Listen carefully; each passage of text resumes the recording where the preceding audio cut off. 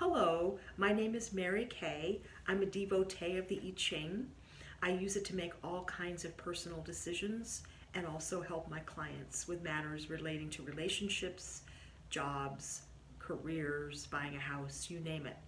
However, the I Ching was really developed back 3,000 years ago in Western China to help emperors with more weighty decisions, such as whether to go to war, whether to form an alliance, whether to move a city. So, in keeping with that tradition, I decided to come out on video and commit ahead of time to examine what the I Ching really thinks about the upcoming election, our all-important presidential election happening on Tuesday.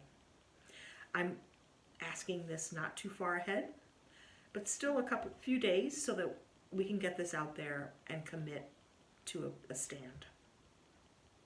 So here goes. So when I consult the I Ching, I generally never ask it only one question. I usually ask it two. For instance, the wisdom of doing something, the wisdom of not doing something.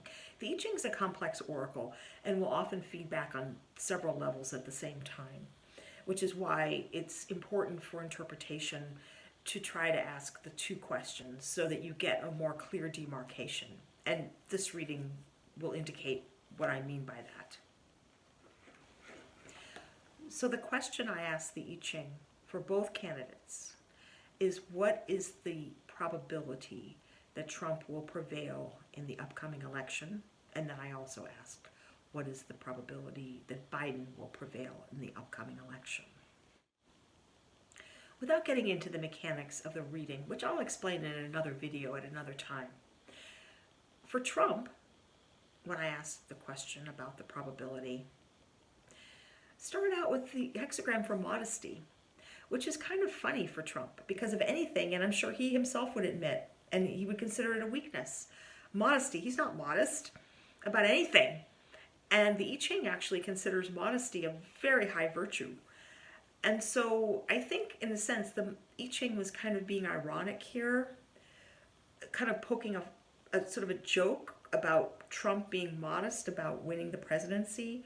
Sort of almost like a double negative, like he's not modest and therefore he's not going to win the presidency.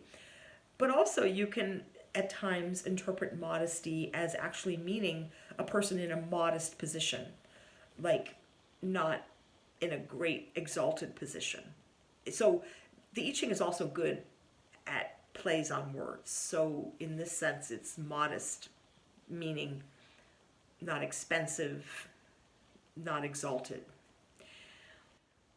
So we go from modesty to abundance. But again, abundance is actually not really that abundant. It turns out it's the sun at midday. And it actually even refers to a king being at the sun at midday. And just think about the sun at midday. I mean, what kind of image does that evoke? It's midday, but then what's going to happen? Temporary, right? The sun's going to keep going, and it's going to eventually set. So yes, there's brilliance at midday, but it's not going to last. So I found that an interesting metaphor for the sort of brilliance that Trump has experienced in his time as president, and perhaps with this election, he's on the wane. So you might be wondering what my own personal politics are. Yes, I'm a Biden supporter, but I'm also a very ethical I Ching practitioner. If I saw the reading was stronger for Trump, I would say so and interpret it accordingly, which I did in a blog back in 2016. Biden's reading is very interesting. We start with revolution, which the Chinese did not take lightly. And when they meant revolution, they meant burning down the city and, overturning the government and throwing all the tyrants in jail and, capturing slaves. And I mean, it was a really dramatic affair, which is why really only one hexagram in the entire I Ching deals with it. And we got that one when I asked about Biden. Got the sign for revolution. And I want to read one very quick passage from a very beloved book, I think, for many of you who know the I Ching, the Wilhelm Baines book that came out in the 50s, which was the first considered good translation of the I Ching. I think it's since been a little overruled by more Chinese influenced translations, but even so, even with its German romanticist heart, it has its place in the I Ching canon in the English language.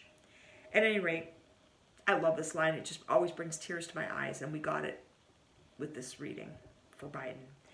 When talk of revolution has gone the rounds 3 times, one may commit himself, and men will believe him. And yes, the sexist language is here in the book. I'm not making that up. And another key to the reading, and I'm going to read this out of a different translation that's a little bit more Chinese, is also dramatic. Superior person changes like a panther. Petty fellows change faces. So then it changes to hexagram, meaning a reading, for having to do with truthfulness and speaking the truth and staying in the truth. So it has to do with, like, for instance, strength of motion, free from untruthfulness, dishonesty, holding to the truth, no matter what. What's considered first is not the reward one will attain, but whether work is good for humanity. So there's, Biden is really being called to be the holder of integrity here.